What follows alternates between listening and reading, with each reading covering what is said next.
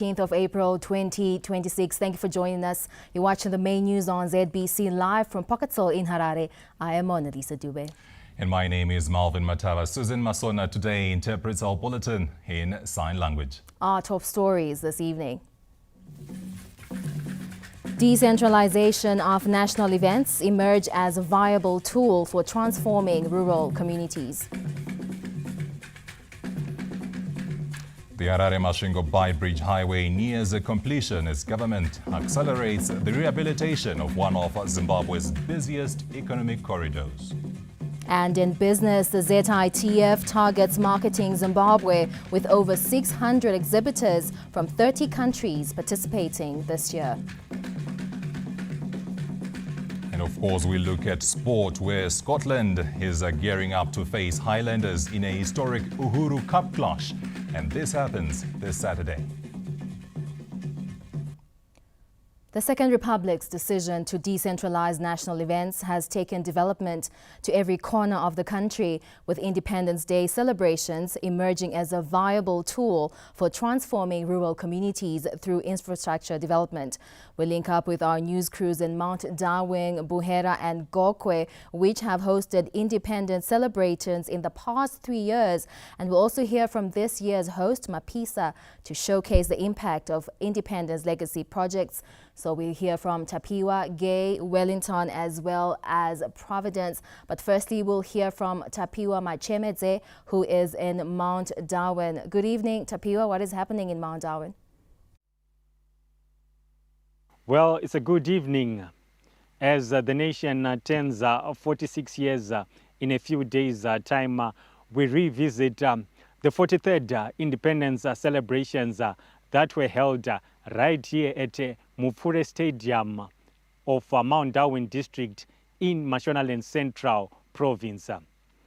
Mount Darwin was, of course, a hotbed or hotspot for the liberation struggle, and thus it was befitting that this district hosted the first ever rural independence celebrations at a national level, in line with government's devolution thrust that no place and no one should be left behind in witnessing firsthand the national independence celebrations. It was, of course, a time that the people of Mount Darwin district will never forget. And earlier I went around the district speaking to them about what accrued from these independence celebrations. And my business is flourish because mama kazara vanhu vakauya from all over the country vakauya celebrate my business vakaita mari nekuti. And development yakaitwa makagadzirwa maroads, tane street lights, grounds edu akagadzirwa, and vanhu vakawanda vakavandudza mabusiness avo, buildings avo. Inopanoitika zvinhu vanhu vanoda kutanga vanogadzira zvinhu zvavo kuti zvinhu zvionekere. Semabatsiro atakaitwa neindependence guru wakaitwa kuno kwava kwamaground sevechidiki tinofarira kutamba nhabvu, kutamba bhora ndora tinofarira. Saka takabenefitawo magrounds, tiri kutamba bhora zvakanyanyisa. Pluswo takabenefitawo pakuti timu yedu iri Premier Agama pavanotraina taikwanisa kuonawo bhora aishandisa ground. Hadina kumboita dambudziko rekunzi share ground, takabenefita ground. Then takaona paiswa zvibhoro chichimvura. Sagore muno takabenefita isu ground ratakavakirwa pa independence ya 2023. Takazobenefita zvekare rimwe ground rekumusoro rinonzi Mfura Stadium, inonzi Mfure Stadium. Takabenefita ground redu takagona kuri renovate zvakanaka. Mabhoro edu akacherwa ende totarisira kuti nekufamba kwenguva tofanira kunge tiri vanhu vanokwanisa kushandisa magrounds aya zvokutotambawo mabhora edu emupremier. Anofunga tine timu yedu iri kuno inonzi Agama iri mupremier, asi tinotarisira kuti inodzoka yotambira futi muno premier. Iri ground rakatambirwa paindependence muna 2024 neHighlanders neDimbari vanotoriziva, rakadziva Mupfure richidziva zasi kwacho kwaMupfure. There you have it from the discussions that I held earlier on. Various people all stressing that infrastructure development was a major benefit from hosting of the independence celebrations. And of course, they will never forget seeing their top teams in the Premier Soccer League, Dynamos and Highlanders, which battled for honors right here in the stadium. Of course, independence brought about several developments, chief of which is self-determination, as people sacrificed their lives for this country to be free from colonial bondage. It's back to the studio.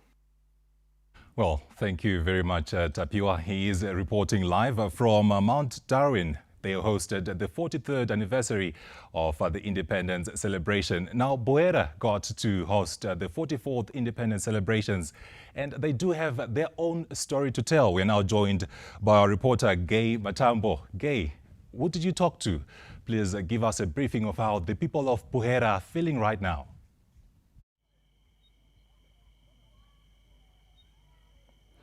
Good evening. Thank you. The government's move to decentralize Independence Day celebrations brought life-changing legacy projects to Buhera district, particularly to areas around Murambinda Growth Point. And in line with the mantra of leaving no one and no place behind, the hosting of the 44th independence anniversary brought massive infrastructure upgrades that remain for the benefit of the community. Key education facilities, including Murambinda A and B primary schools and Murambinda B secondary school, received extensive renovations, new classroom blocks, and modern ablution facilities. Additionally, a new stadium arena was constructed, providing high-quality venue for sports and community gatherings long after the festivities ended. Beyond these infrastructure development projects, government also prioritized essential services to improve the livelihoods of communities in this semi-arid region. Over 50 boreholes were drilled across the district to ensure reliable access to clean water, and several village business units were established to promote local entrepreneurship and food security. Earlier on, we also spoke to some locals here in Murambinda who noted how the legacy projects have transformed their lives. Ndoda kutenda neproject yatakasirwa na president. Tinozvitenda zvikuru, takasirwa garden iri rechikoro. Tiri kubenefita vana each and every time. Hatina season yekuti tiri kudya chibage chinyoro nguva nenguva, tiri tichiwana chibage chekudya. Tine fish pond iri kumberi uko yatinowana fish zedu dzatinoti dzikasimwa nechikoro imomo madhamu, then community nechitenga nema cheaper prices. Ground iri chakava chinhu chikomborero kwatiri nekuti tikatarisa tine donzo rekuti mwana wese ngaabve kuma drugs tichienda ma early child marriages, vana kupinda mutoriro nezvinhu zvakasiyana siyana. Saka you find out kuti during the weekends vanhu pane kuti vaende vachinotora zvinodhaka, vanhu vari kutora time yavo vachikwanisa kuuya pano vachiparticipate vachitamba bhora. Well, it is therefore key to note that these projects were not just about the event itself, but about ensuring that the benefits of independence are felt physically in the rural areas. These legacy projects have transformed Murambinda from a quiet growth point into a modern hub, demonstrating how decentralization can act as a catalyst for permanent regional development and national pride. That is all we have for you for now. It is back to you at the studio. Thank you, Gay. That was Gay Matambo there, who was in Buhera. We now crossover to Providence Maranelli, who is in Maphisa, who are hosting this year's independence celebrations, as he also gives us the details of what's happening in that community. Good evening, Providence. Yes, it's a very good evening here in Maphisa, a very warm and a calm evening here in Maphisa, the venue for this year's National Independence celebrations. But hosting this year's National Independence here in Matabeleland South, and to be specific at Maphisa, has not only transformed this province in terms of infrastructure development, but has set these communities on an unprecedented development pathway. You talk of the choice of projects that have been embarked on by the government in pursuit of equitable infrastructure development. You talk about 40 village business units that have been established here in Matoba district. These speak to the needs of the rural communities in terms of potable water, in terms of nutrition, and in terms of food security. The projects like the Gwanda Matabeleland South's economic driver, that is agriculture and mining. We also talk about the construction of Phalabusi Civil Registry that was started in 2004 but stalled in 2006 due to financial constraints, only to resume under the Second Republic, and has been classified as an independence legacy project and is now complete. But what does this mean to the people of Insisa, the people of Mpala 1, the people of Lambamai, the people of Shangani, who used to travel for more than 100 kilometers to access vital documents like the national identity cards, cattle brand marks, the birth certificates and passports? Now they can just go to Phalabusi and access these. And this means a lot to the people of Matabeleland South. This is just one example of how the choice of the legacy projects insofar as the independence celebrations is concerned. We talk of 40 science and computer laboratories dotted around Matabeleland South that are being constructed as a result of hosting this national independence. Earlier in the day, we spoke to the residents of Maphisa here in Maphisa, who had gone for decades without electricity, but thanks to hosting of the national independence celebration here in Maphisa, they now have electricity, and that attest to the commitment by the Second Republic to equitable infrastructure development. Nxa kuyikuthi vele kubuye ngonyathelo le-independence vele akusincedile because vele ade si-struggle vele ukuthi singaba lawo ngasiphi indlela. Stand lesaphuma ngo-2002 lesi mina ngakasiyakhi kuze kube kathesi vela amagetsi ikhwefika kathesi. Lapha thina vele sesifana nobulawayo safana lokuthi lapha kusemakhaya.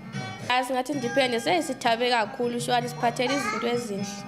Siyabonga. As part of the legacy projects, government has also constructed Isizinda Culture Center. This will depict the Ndebele culture, and this speaks to the culture of the people here in Maphisa, which is also critical for driving social cohesion and rallying the country towards a common goal, the national vision 2030, a vision of an upper middle income society. This is all I have for now. Speak to you in the studio.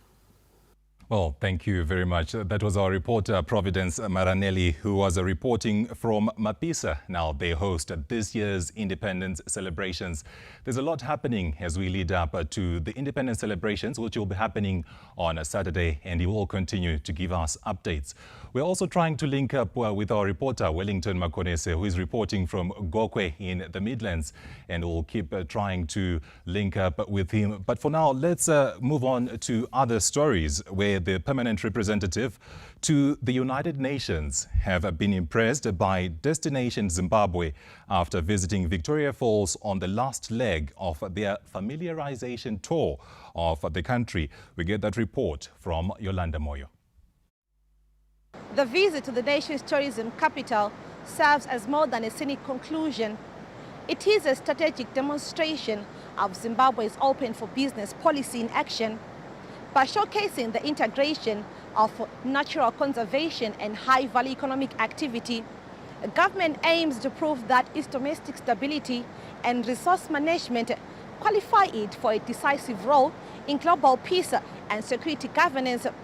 The sentiments from the envoys was that of profound appreciation for the nation's heritage and its strategic vision. I was very impressed, as I was today, of the way that you do things here in a very sustainable way, but also with a particular attention to community. All the preservation efforts that you are doing to maintain this natural beauty and to maintain this excellence that we are seeing every time that we go there, I think that this is a way to prove the engagement of your government. One has to put into context, this is a young country, some 46 years of age, if I recall correctly.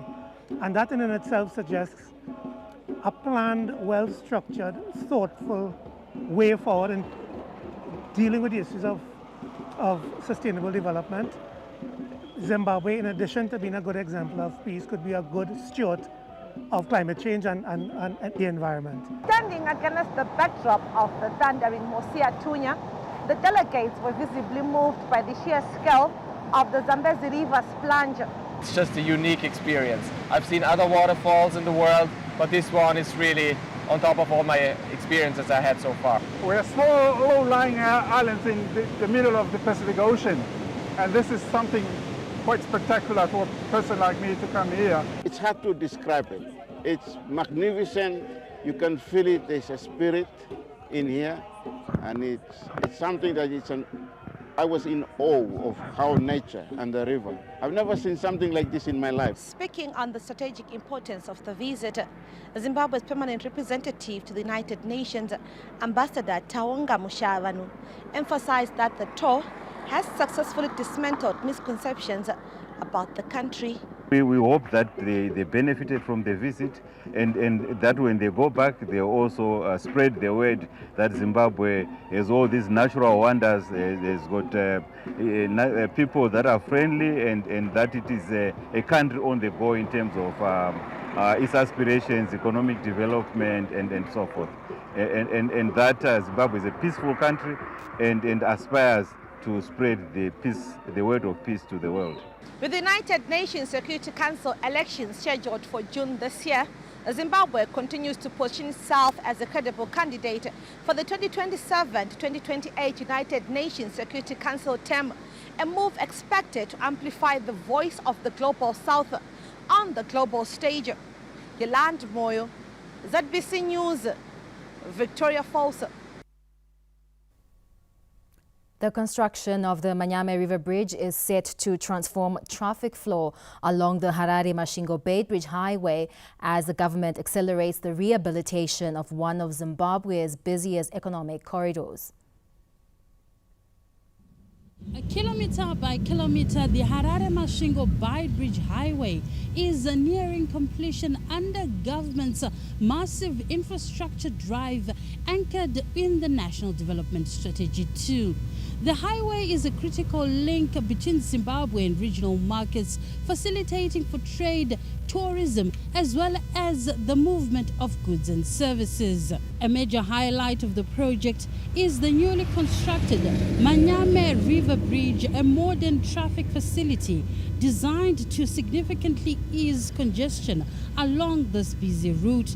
The bridge replaces older infrastructure and incorporates improved safety features, wider lanes, and enhanced load-bearing capacity to accommodate increasing traffic volumes, particularly heavy commercial haulage trucks. Transport operators and motorists have welcomed the development, citing improved efficiency and reduced congestion. Zvino zvatinotambira zvakanyanyiswa zviri kuitwa neSecond Republic. Takanyaofarira kuvhurwa kweTrabablas paizikana kuti vanhu vaipedza mahours akawanda kuma5-6 hours paine congestion. Saka apawo futi after tollgate paskyline ipapapa painge ri one way, saka inenge ya two way, zvichaita kuti kufamba kwemota, kufamba kwemabhazi kunge zvichifamba zvakanaka. Bridge redu rapera, takufambawo zvakanaka, hakusina makiu, mota dzedu dzakufamba zvakanaka, saka tinozvifarira chaizvo zviri kuona president wedu. Tinongotenda nokuti rodhi yedu yaimwe chete, hatichamboti tichanopinda mudhasti ayo yangova tsepete tichienda takananga Beti Bridge Masvingo. Kuvhurwa kwaro kunorerukira isusu vatyairi. Ndo mugwagwa wedu une business rakawanda, toenda kumabasa nekuenda kumisha, toenda takasunungukawo takufamba nenguva. The Manyame River Bridge is set to be open to traffic on the 27th of this month, and the Ministry of Transport and Infrastructure Development says over 540 kilometers of the Harare Beitbridge Highway have been opened to traffic, marking a significant milestone within the economic blueprints. Olina Ndori, ZBC News, Harare. We continue to talk about development, and at this time it is being effected through the Devolution program, which is transforming rural communities with increased investment in infrastructure and service delivery, yielding tangible results at a grassroots level. Rural communities are witnessing tangible transformation as devolution funds are driving infrastructure development and improving service delivery at the village level. The commissioning of critical equipment acquired by Chiviro District Council at the weekend, which includes road construction equipment, fire tender, service vehicles, 32 motorbikes for ward monitors and 40 motorbikes for councillors marked a significant milestone in enhancing service delivery in the area. Most of my roads anga ari ma-earth roads. Takakwanisa manje kuti tichikwanisa kuupgrade ma-roads edu into ma-gravel roads. Mawadzi edu mamwe akatandavara zvakanyanya zvokuti kuti umafambe zvaakutinetsei, asi zvinezvi toona kuti kana tava nemabikes aya tinogona kunavigata materrains ese. Kuzovapo kwamagredha manje patisimudzira because gredha rinotora nguva pfupi ende richigadzira mugwagwa zviri pastandard. Speaking after commissioning the equipment, the Minister of Local Government and Public Works, Honorable Daniel Gokwe, reaffirmed the government's commitment to capacitating local authorities. Nyangwe tikada kunonoka, the push ye development is kunonoka. The drive to develop our country into an upper middle income economy status by 2030 is a developmental wave. No one has got capacity to stop it. Because we have no capacity to stop it, we are therefore being invited to join the train. It is a gravy train, it is a developmental train. Let's join it and develop Chivi to an urban status by 2030 and to a city by 2050. The Masvingo provincial leadership is excited about Chivi's growth trajectory, calling on local authorities to remain focused on service excellence. We applaud the funding availed by the government of Zimbabwe through the Devolution program, as well as the complementary efforts by the Chivi Rural District Council. This collaboration is a clear demonstration of the effectiveness of devolution in empowering local authorities to drive development that directly responds to the community needs. By 2030, Chivinge munhu wese achieve upper middle income class. As you can see, maroads edu avakuiswa tara. As you can see, street lights edu avakuiswa. As you can see, stands edu avakudemarkatwa nenzira. Apart from the commissioned equipment, Chivi Road District Council has harnessed the devolution program to construct clinics and classroom blocks, as well as establish village business units, while also sinking boreholes and improving the road network in the area. May Smatna, ZBC News, Chivi. Zimbabwe's gold mining industry is experiencing growth after a 10% rise in deliveries recorded in the first year compared to the same period last year. Statistics released to the ZBC News by the country's sole buyer of the yellow metal, that is the Fidelity Gold Refinery, this Monday shows that 9.4 tons of the yellow metal were delivered during the first 3 months of this year, compared to 8.3 tons the same period last year. The trend is being dominated by the small-scale or artisanal miners, driven by government interventions or support mechanisms, as well as favorable global commodity prices. This is because of the strong policies that government has come up with in the gold sector. I think we are aware that now miners can get 100% of their proceeds in foreign currency to support them procure key consumables for the industry, and also the strengthening of international prices globally have buoyed these production levels to keep afloat, and we're looking forward to see improvement again in deliveries to government as we move forward to open new mines and also increase production. The surge in gold deliveries is also supporting reserves backing the Zimbabwe gold, that is the ZIG, whose reserves reached over 1.3 billion United States dollars as of the end of March this year, as well as a rise in the country's total foreign currency receipts. Stable currency is very good for any investment, because with a stable currency it means as an investor or at individual level you are able to plan for future. You know what it means to put your money, whether in a bank, or in any financial instrument. So it makes everything stable and the planning and investment very good in terms of going forward trajectory. Zimbabwe's gold mining industry achieved a record-breaking performance in 2025 as total deliveries to Fidelity Gold refineries increased by 28% to an all-time high of 46 tons.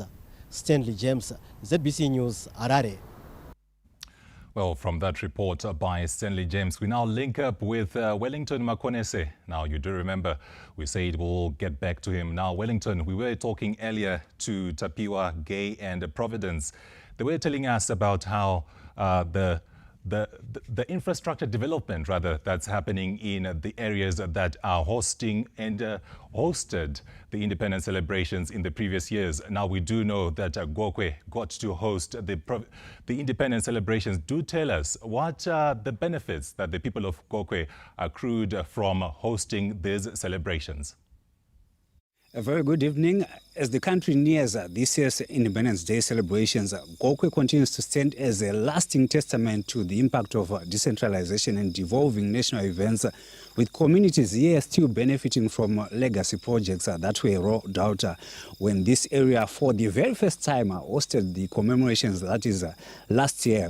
And this transformation is quite visible and glaring, as right here at Nembudzia grounds, it has since been upgraded with mini terraces, bucket seats and some commendable changing rooms still standing to actively host community events, sporting activities and national programs.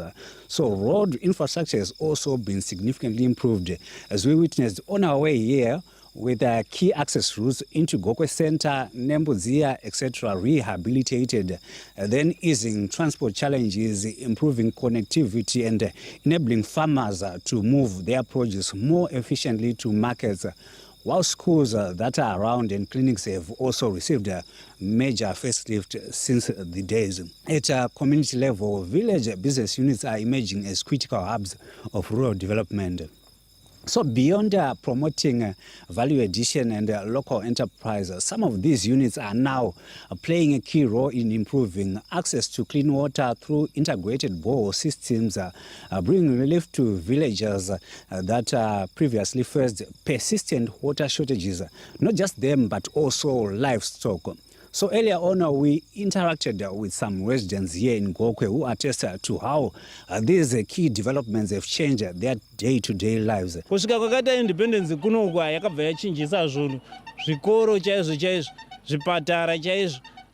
Ndiri kutenda zvokuti dai vangoramba vachiwedzera, vangoramba vachienda zvichinaka, zvichiramba zvakadaro kusvikira chero 2030 ndofunga kuti pamwe kuda zvinenge zvatisvikirawo pakanaka. Saka tinoda kungotendawo comrade Emerson Dambudzo Munangarwa nechirongwa ichochi. Tinokutendai kuti ane tara, vana vedu vanga vasingazivi tara, konova kutoziva utara, mvura tinokutendai futi, mbeu rambai makadaro. Well, apart from this, the upgrading of the local police station is in progress and is expected to strengthen security services, improving response times and creating a safer environment for both residents and those that operate businesses right here. So together these projects from the grounds, roads, clinics, schools and VBU's expectations are that there will be improved security and development, of course, while these celebrations demonstrate how devolution is transforming communities, leaving behind a legacy that continues to shape how livelihoods in Gokwe and beyond are. So that's what we have for now. Back to the studio. Well, thank you very much, Wellington, who was reporting from Gokwe. Now, they hosted last year's independence celebrations.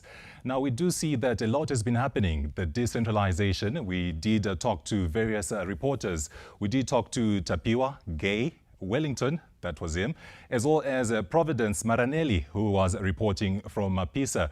Now, they will be hosting this year's celebrations, and we did say a lot is happening, the build-up to the main event, which is going to be happening on Saturday. Now, this just shows the decentralization agenda, leaving no one and no place behind. Now, there is a lot that we're going to be taking a look at in this bulletin, but you can visit our website. That's www.zbc.co.za. ZW. You can also visit and interact with us via our social media platforms, that is on Facebook, YouTube, as well as our X handle, or under the banner ZBC News Online. And still coming up on the main news this hour. ZITF targets marketing Zimbabwe with over 600 exhibitors from 30 countries participating this year.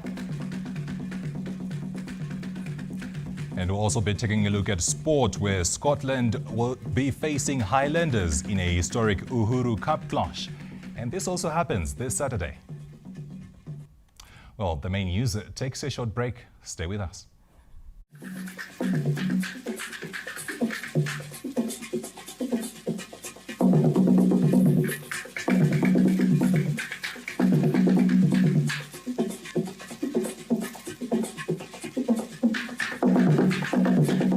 The Reserve Bank of Zimbabwe is pleased to advise the public that the upgraded Big 5 ZiG banknotes are now in circulation, effective 7 April 2026. The new Big 5 ZiG banknote series has been distributed across the country in sufficient quantities to meet anticipated cash demand. The rollout begins with 10 ZiG, 20 ZiG, and the new 50 ZiG note.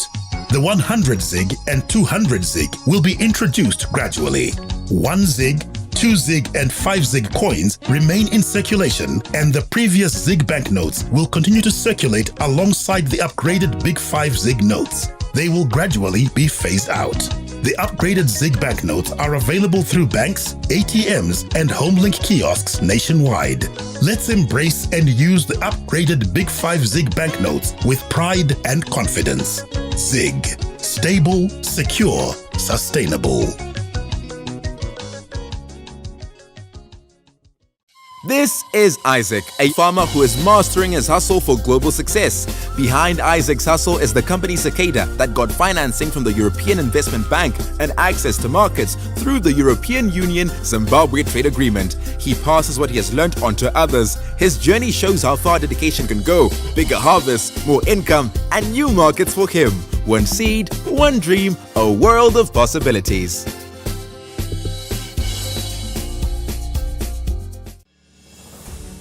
The Zimbabwe International Trade Fair 2026 is here.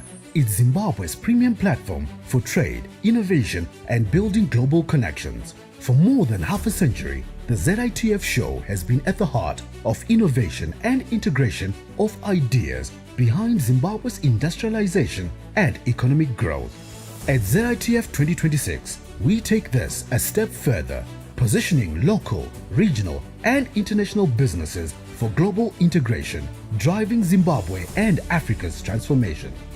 Be a part of the journey to unlocking local, continental, and global opportunities at ZITF 2026 from the 20th to the 25th of April 2026 in Bulawayo.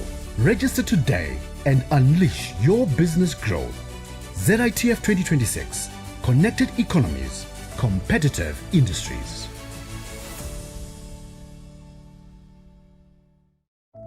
Welcome to a decade of innovation, a legacy of trust, as Oxford Properties celebrates 10 years of excellence, from the success of Aspendale Park to our newest vision. We invite you to discover Borrowdale Park. Experience premium stands ranging from 400 to 800 square meters, with flexible payment plans designed for your future. Perfectly situated less than 5 kilometers from Sam Levy's village, this is where convenience meets sophistication. This is a complete lifestyle sanctuary, a secure, gated community featuring on-site schools, a medical clinic, and a modern shopping mall. From our dynamic business park to paved wellness trails and dedicated sports facilities, every detail, including a dedicated fire station, is built into the heart of the community. With title deeds guaranteed and professionally designed house plans ready for you, your peace of mind is our priority. Borrowdale Park. Designed for living.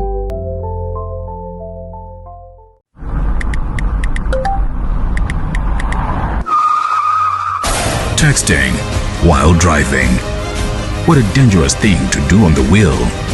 Be smart. Put the phone down. Don't text and drive.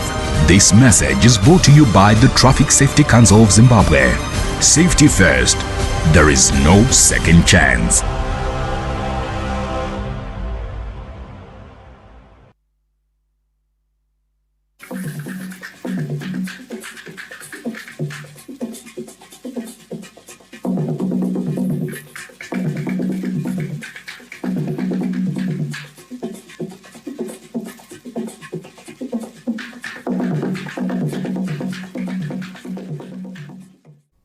Thank you for staying with us. You're watching the main news. The government has taken a significant step towards digitization and strengthening the national cyber defense system through cybersecurity collaboration, training, as well as infrastructure development. Panashna Goli has the details. In October last year, the government of Zimbabwe took a bold and decisive step towards strengthening the nation's cyber defense system through signing a memorandum of understanding between the Ministry of ICT, Postal and Courier Services and the Russian ZIM consortium under a project which was known as the Cyber ZIM program, which was aimed at cybersecurity training, collaboration and infrastructure development. As a result, this Monday, the Minister of ICT, Postal and Courier Services presented graduates of this program with their certificates. The idea was for us to get to see what hackers do. We have learned that we need to digitalize our frameworks in every prospect that we need to secure from threats, vectors. I learned how to perform network scanning and network protection against cyber attacks from intruders. The Chief Executive Officer of Red Zone CyberZim,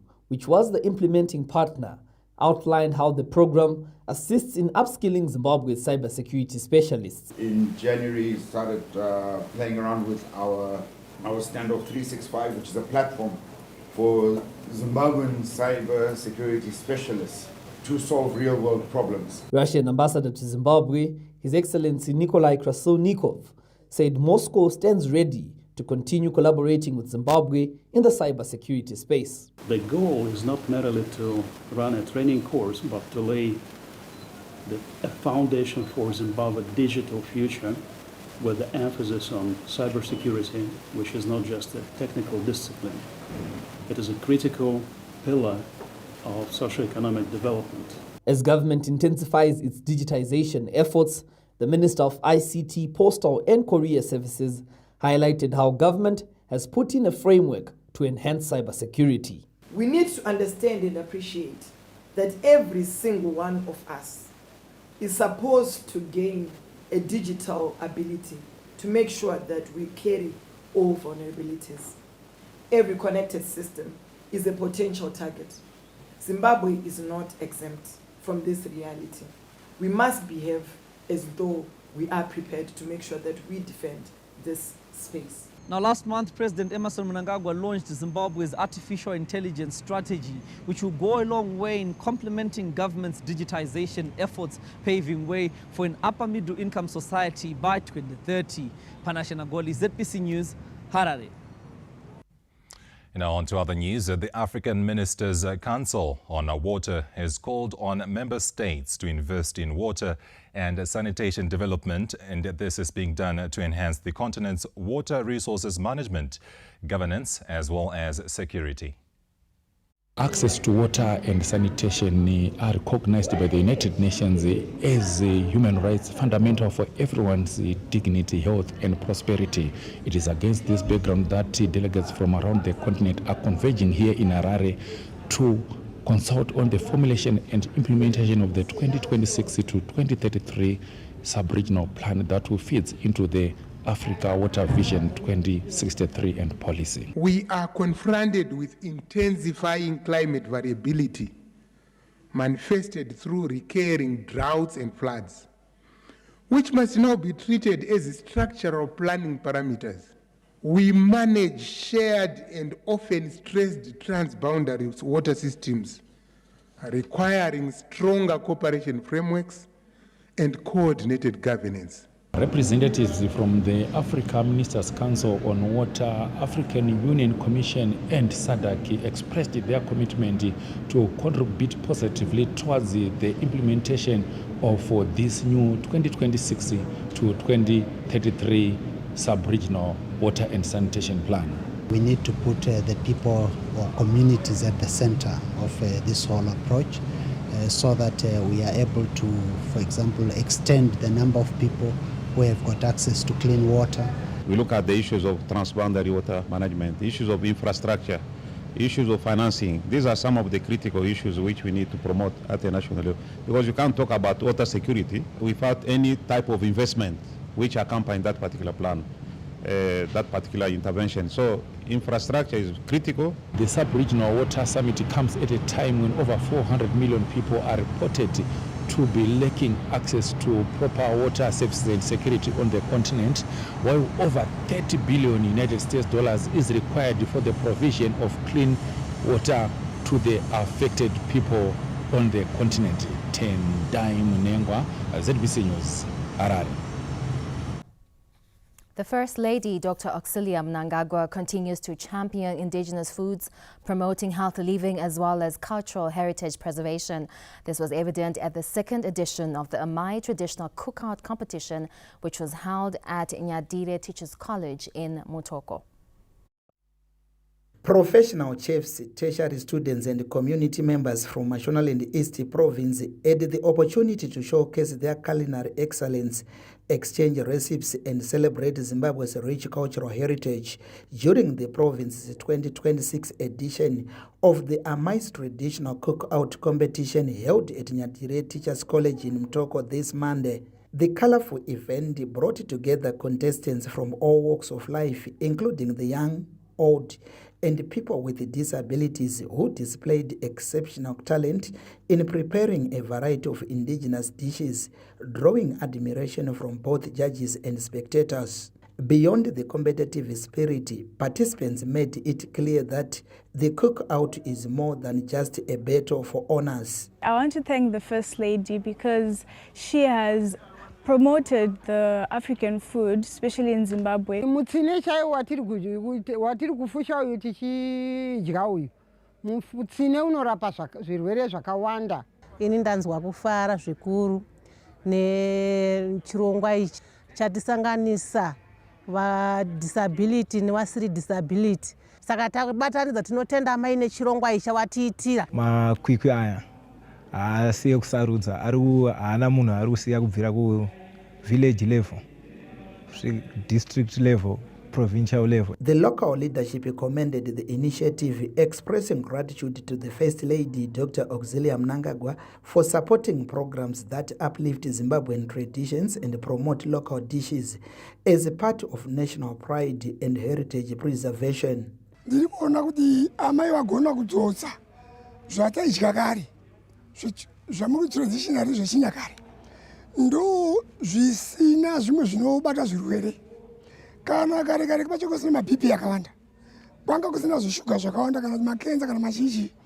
Guest of honor and Minister of Tourism and Hospitality Industry, Honorable Barbara Rodzi, who was represented by the Permanent Secretary in the Ministry, Dr. Tagaruza Mnyanyo, said the competition is a powerful platform that promotes gastronomy, tourism, and strengthens Zimbabwe's identity. The government has boldly positioned tourism as one of the cornerstones of national economic development, and indeed, the results are both visible and impactful. Across the country, inclusive and community-centered approach are unlocking diverse opportunities for investment, entrepreneurship, and sustainable livelihoods. The traditional cookout competition is the brainchild of the First Lady, Dr. Auxilia Mnangagwa, and serves as a national platform for celebrating Zimbabwe's diverse cultures while promoting indigenous foods as a healthy, affordable, and sustainable lifestyle choice. National competitions will be held in the Midlands province on the 20th of next month and are expected to be presided over by the program's patron and the First Lady, Dr. Auxilia Mnangagwa. Peter Chivima, ZBC News, Mutoko. Let's now take a look at what's happening in our courts and crime stories. Two men from Harare have appeared in court facing charges of unlawful entry and theft after they allegedly stole 250,000 United States dollars in the capital. Elaton Bonongwe was jailed for 20 years after a full trial, with 5 years suspended on condition that he does not commit a similar offense within a period of 5 years. He was convicted together with 5 accomplices: Musa Gandhi, Agnes Kunaka, Terence Muswingimi, Justin James, and Tafazwa Obrey Chipashu, for orchestrating and executing the violent attack which took place in October 2023 at the Mount Darwin residence of engineer Emson Chitsungo. The convict identified the house of the council official and gave leads to the gang of accomplices who were armed with an AK-47, a bayonet and iron rods when they attacked the council official, ransacking his house, stealing cash and assorted electrical gadgets valued at 30,000 United States dollars. During the attack, engineer Emson Chitsungo sustained a broken arm and swollen soles. The matter was heard before High Court Judge Justice Pisirai Kwenda, who ruled that Bonongwe played a central role in planning and directing the robbery. In delivering the sentence, the court cited the gravity of the offense, the degree of premeditation involved, and the abuse of professional standing by Bonongwe, stressing that such conduct erodes public confidence in the justice system. Lenmo Mirison, aged 25, and 31-year-old Thomas Kanu were arrested and taken to court this Monday, charged with unlawful entry in aggravating circumstances. The court heard that on the 8th of this month, the pair allegedly broke into a house owned by a Chinese national and stole a safe containing 250,000 United States dollars. It is reported that the accused used a hired vehicle to transport the stolen safe to Eastview, where they allegedly broke it open and shared the money. The theft was discovered the following morning after the complainant noticed that the keys to the safe room were missing. Police investigations led to the discovery of the broken safe in Eastview and 31,800 United States dollars from Mirison. Further investigations led to the arrest of Kanu, from whom over 25,000 United States dollars, iPhone 16 Pro Max, and an unregistered Honda Shuttle allegedly bought using proceeds of the crime were recovered. The co-accused were remanded in custody and are expected back in court on the 15th of this month. Meanwhile, 55-year-old Chishamiso Charasika lost more than 10,000 United States dollars and 110,000 ZiG after some suspected fraudsters gained access to his banking details. Court papers indicate that on the 3rd of this month, Aaron Gidi, age 41, and his two accomplices who are still at large connived and gained access to Charasika's CBZ account details before transferring money to their own accounts. Gidi was granted bail during his court appearance this Monday and will be back in court on the 7th of next month. Global economic developments are taking center stage as world leaders converge in the United States for the 2026 spring meetings of the International Monetary Fund and the World Bank Group. World finance ministers, central bank governors, and development experts have begun high-level engagements in Washington, D.C. for the 2026 spring meetings, running from the 13th to the 18th of April. The meetings come at a time of heightened global uncertainty, with the international financial system under pressure from global geopolitical tensions, rising inflation, and slowing economic growth. Recent developments in the Middle East have cast a long shadow over proceedings, with economists warning of a significant slowdown in global economic activity. The IMF has already signaled a possible downgrade in global growth projections, while inflation is expected to rise, particularly affecting developing economies. The World Bank, on its part, is expected to mobilize additional financing to cushion vulnerable economies. Meanwhile, U.S. blockade on Iranian ports has taken effect, with Donald Trump threatening to destroy ships that come close to the blockade. In an unscheduled White House briefing, the U.S. leader said his timeline to deal with the Iranian conflict has not changed, while also addressing a controversial image posted and deleted on his Truth social media post earlier Monday, appearing to show him as a Christ-like figure. Trump also said he will not apologize to Pope Leo, who on Sunday condemned the president's threat against Iran. Additionally, the U.S. president also issued a new threat to Cuba, which is currently under a U.S. blockade, along with Iran, saying that the U.S. may stop by Cuba after its current focus on tensions with Iran concludes. Well, the main news takes another short break. Thereafter, we give you business.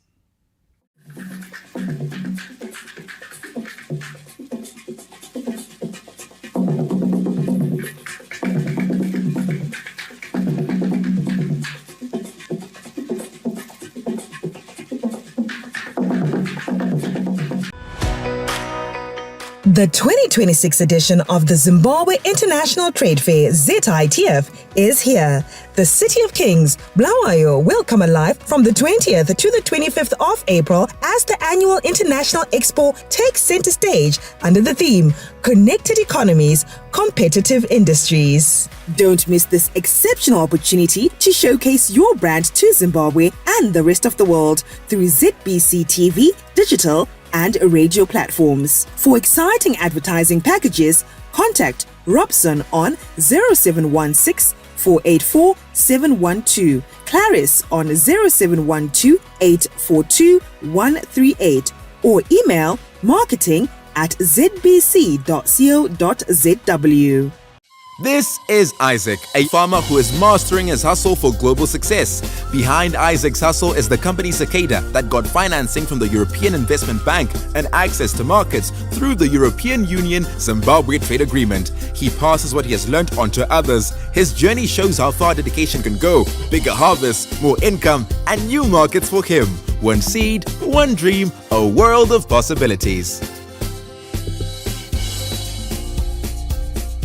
Rosijo misplaced her driver's license again, so she can sit pretty as #passenger princess. In my pinky, right, baby? If smart choices mean a great deal to you, box clever with a Rapster in original, dunked, or the new barbecue. Genius. School's out, fun's in, adventures on, homework done, and holiday mode is activated. Let's hop to it. And he scores!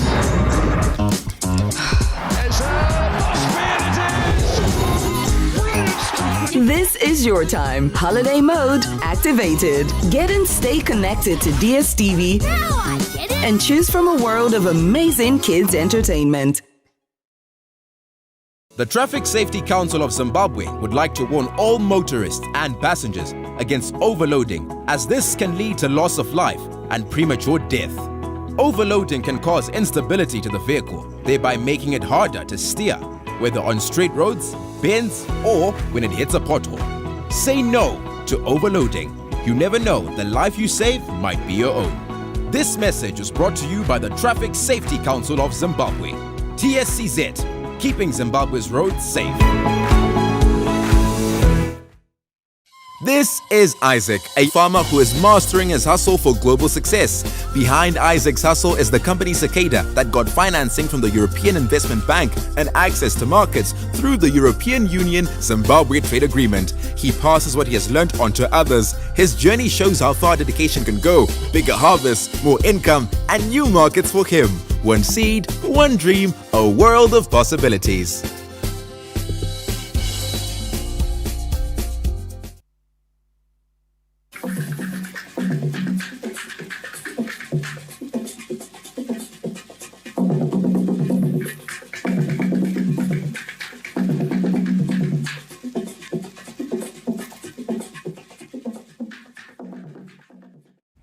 Welcome back. You're still watching the main news. We now take a look at what's happening in business, where the 66th edition of the Zimbabwe International Trade Fair, that is the ZITF, slated for next week in Bulawayo, is targeting to promote brand Zimbabwe through enhancing cross-border trading. A multi-stakeholder engagement convened by the Zimbabwe International Trade Fair Company brought together government officials, captains of industry, as well as tourism players to deliberate measures to market brand Zimbabwe as a preferred investment destination during the 6-day trade showcase. ZITF board chairperson Dr. Maphisa said, with this year's edition promising to be bigger and better, the focus is on advancing cross-border trade as part of efforts to promote global synergies. The theme this year, ladies and gentlemen, distinguished guests, is Connected Economies, Competitive Industries. And this underscores the importance of regional integration and cross-border collaboration. Connected supply chains in an era of shifting global dynamics. The theme positions connected economies as the bridge between local production, local brands, local output, together with markets and borderless markets, and establishes ZITF 2026 as the platform where policy translates into practice empowering industries to compete in the global marketplace. ZITF Chief Executive Officer Dr. Nick Ndebele also took time to give an update on how far the preparations have gone, as well as the level of business this year's edition is expected to generate. We seek to be above 800 exhibitors, and we seek to close or aspire for business deals that are on the north of 300 million, 10,000 business visitors, and 30 foreign exhibitors. The meeting also gave stakeholders an opportunity to highlight areas that need improvement in order for the showcase to maintain its global image. As ZITF, what arrangement, special arrangement, you may make with your visitors? Maybe they be educated on the aspect of parking, prepaid parking within town.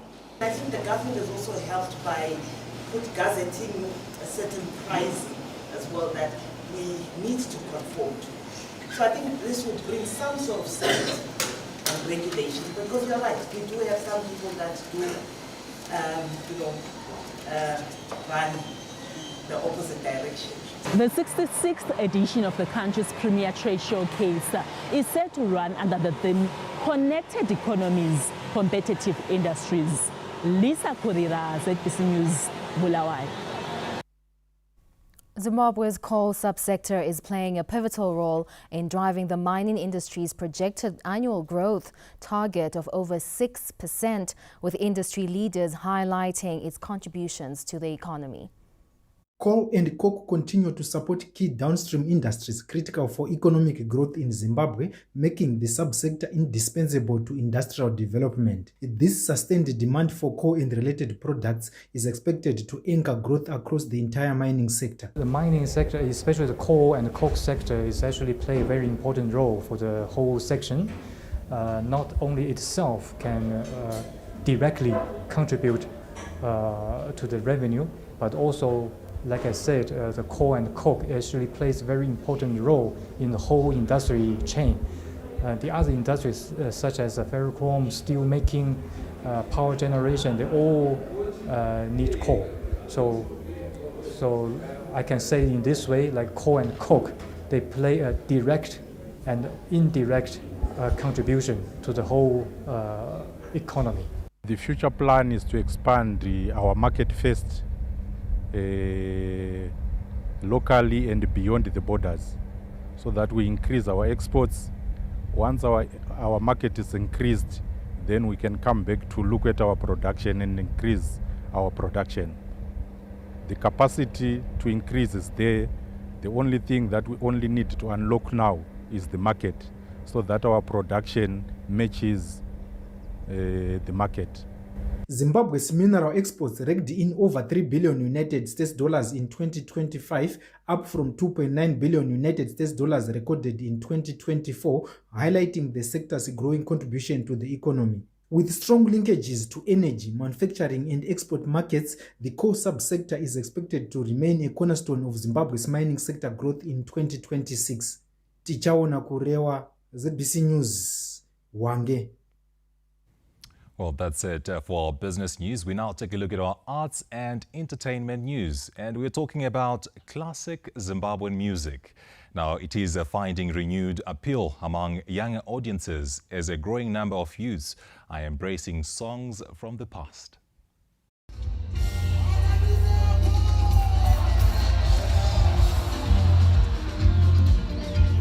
The shift was evident at Legends Night, held in Harare at the weekend, where a predominantly youthful crowd gathered to celebrate timeless hits.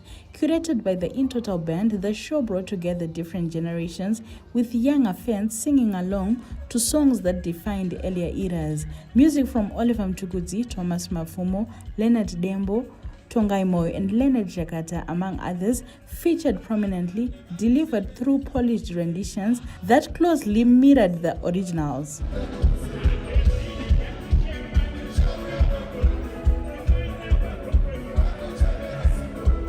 The performances reflect a broader trend in which classic Zimbabwean music continues to resonate beyond its original audience. Music analysts attribute this longevity to authenticity and strong cultural identity embedded in the compositions. At times it's about the strategy and the curation of the event. Unoita something unless zvinoitwa naDevolution jazz kuti anoenda unoridza song yako yotonetsa pa-event pa-Valentine but muridzi akada kuenda hazvibudi. Music from the past still resonates to today, and what's very interesting is that a lot of the artists that were making music back in the days, their compositions were not meant for just that moment. They were meant even for the future. So that's why you find even young people today still resonate to music from Leonard Dembo, music from Leonard Jakarta and all the other legendary artists. Earlier, organizers said the event is evolving into a platform that connects generations while preserving Zimbabwe's musical heritage. As audiences increasingly gravitate towards live, instrument-driven performances, classic music continues to maintain its relevance in the changing industry.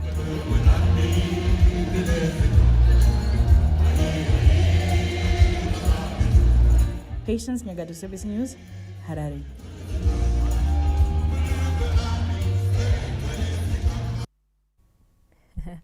After the break, we'll take a look at sport. Stay with us.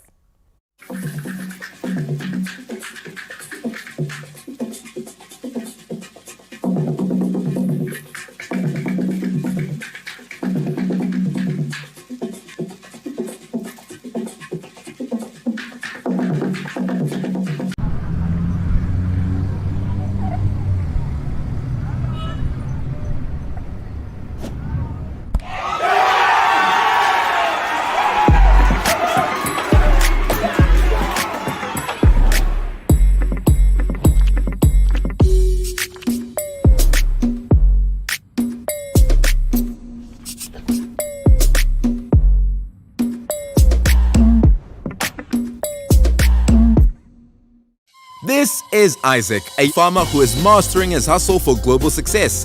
Behind Isaac's hustle is the company Cicada that got financing from the European Investment Bank and access to markets through the European Union Zimbabwe Trade Agreement. He passes what he has learnt on to others. His journey shows how far dedication can go. Bigger harvests, more income, and new markets for him.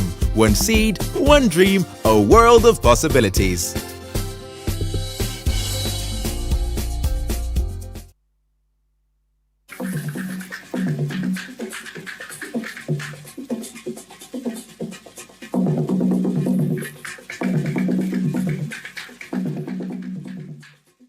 Welcome back. We now look at sport.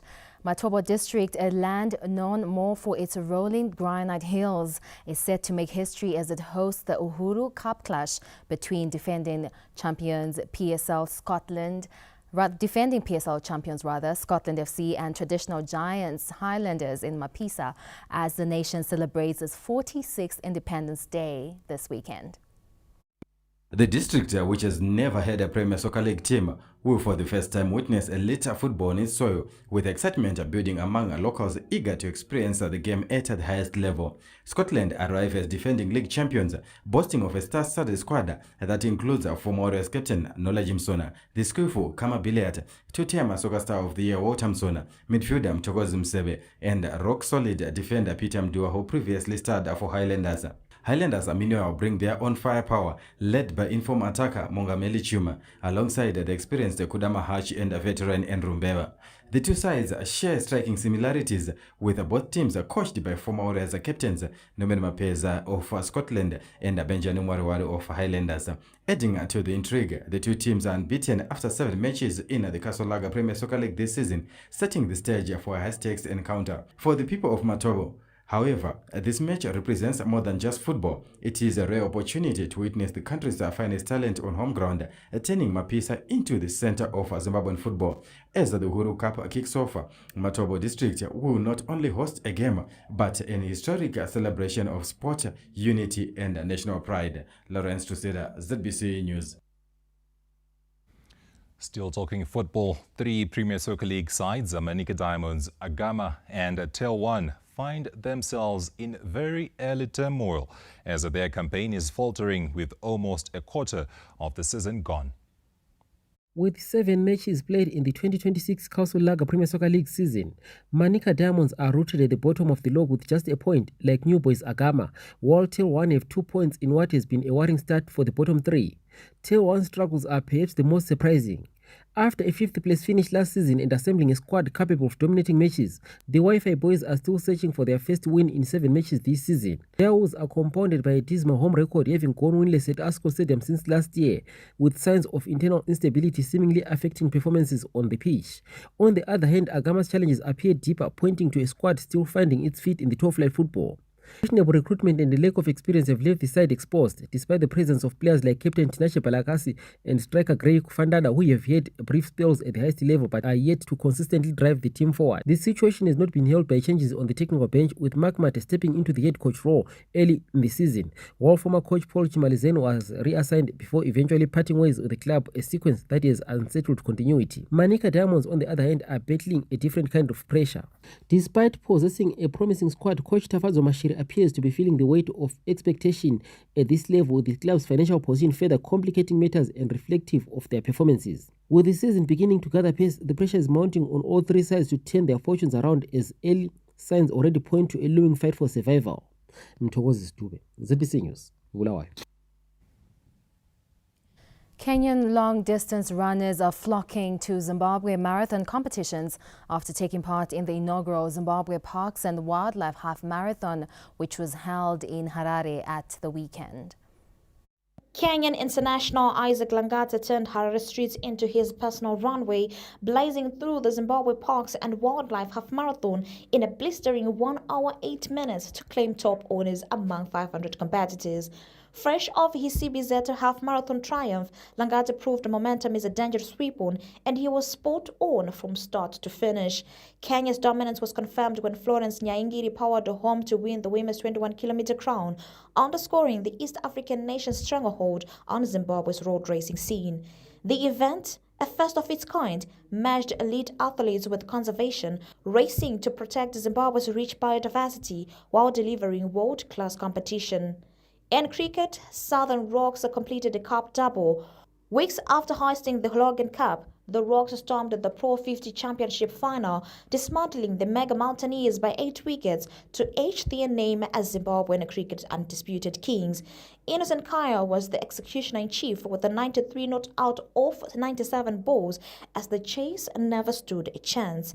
Shifting to the Premier Netball League, champions ZDF Queens, Black Rhinos, Chapungu and Harare City were all spot on, sharpening swords for Maize Kusana Club Championship in Eswatini and the July's Find the Ball Invitational in Botswana. In volleyball, Mufakos suburb witnessed a slaughter after Black Mamba's men and women's squads left carnage at the Harare Volleyball Association Open Tournament. The men clinically crushed Shalom 3-0, while the women gunned down Diamonds 3-1 with equal ferocity to win the Open Tournament. Anashem Rombedzi, ZBC News, Harare. Well, that's all we had for sport. Let's now take a look at the weather.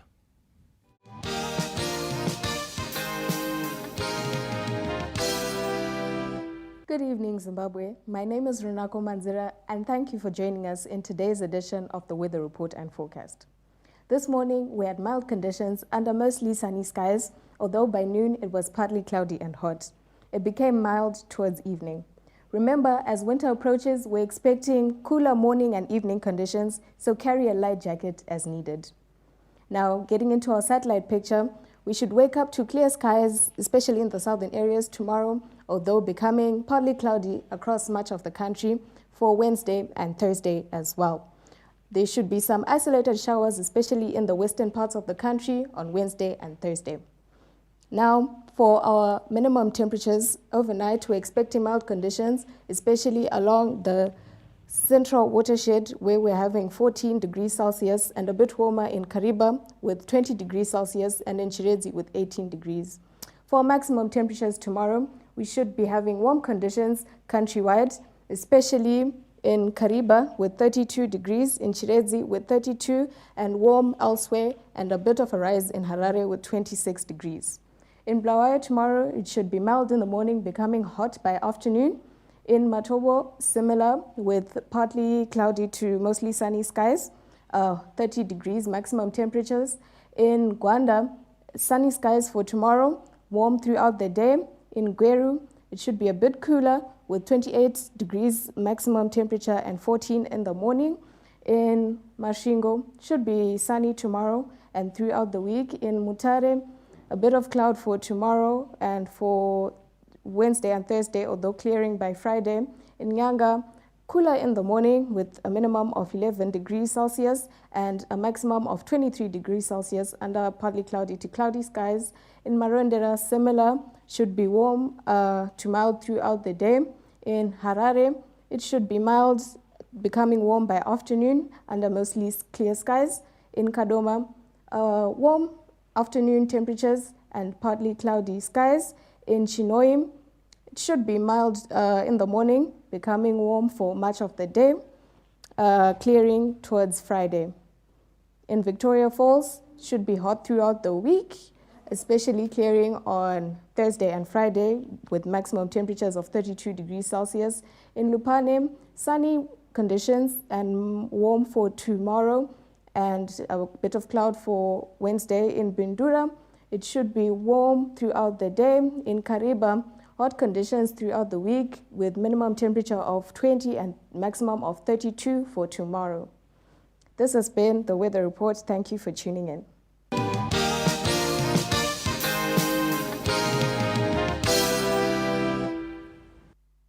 Well, that weather report concludes the main news for this evening. Thank you for joining us. I am Mona Lisa Dube. And my name is Malvin Matava. Susan Masona was interpreting the bulletin in sign language, and not forgetting the entire crew behind the scenes. Absolutely. It's a good night from us right here on the main news.